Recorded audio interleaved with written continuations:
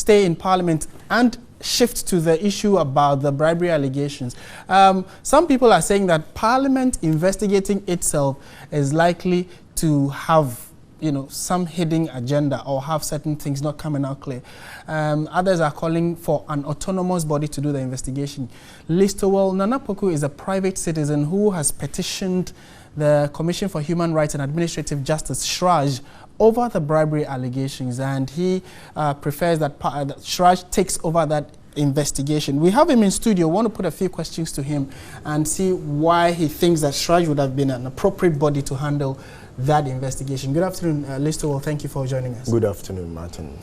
To start with, is it just the issue of the bribery that you want CHRAJ to investigate, or all the other reports of bribery and corruption alleged about Parliament that you want them to take a look at? Well, a very simple exercise.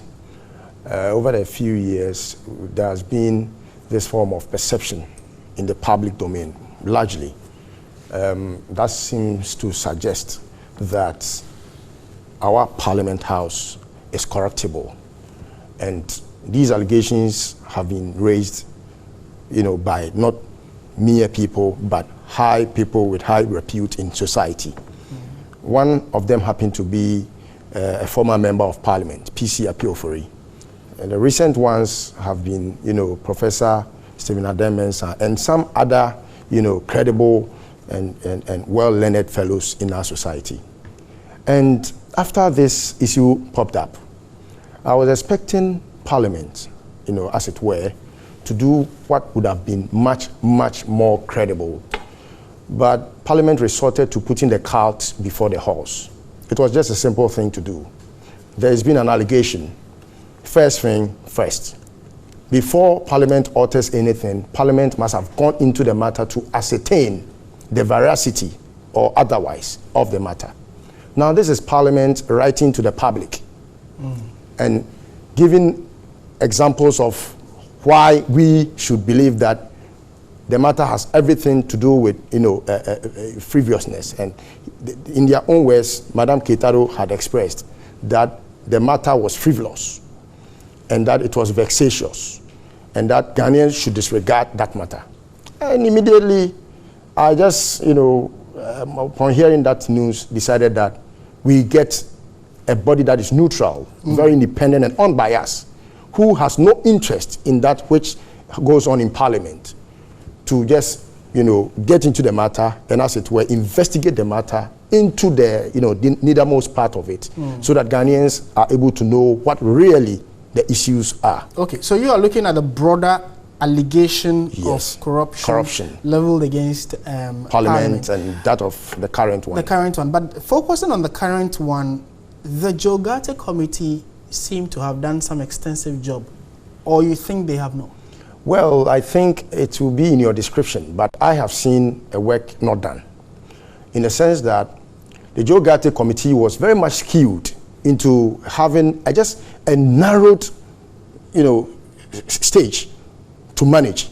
Now, if you have a committee that is supposed to do a fact finding, and this committee is now telling the general public that we have a set of people to call, I mean, it should be just easier for a fact-finding committee to be able to even open windows to the general public, to the nation at large. For all you know, someone outside Parliament. Maybe there are terms of reference there to focus on this particular issue. And that is where the issue is wrong. What is the terms of reference? I mean, what are we are trying to unveil the truth. That's all. That is all it's supposed to be. Okay.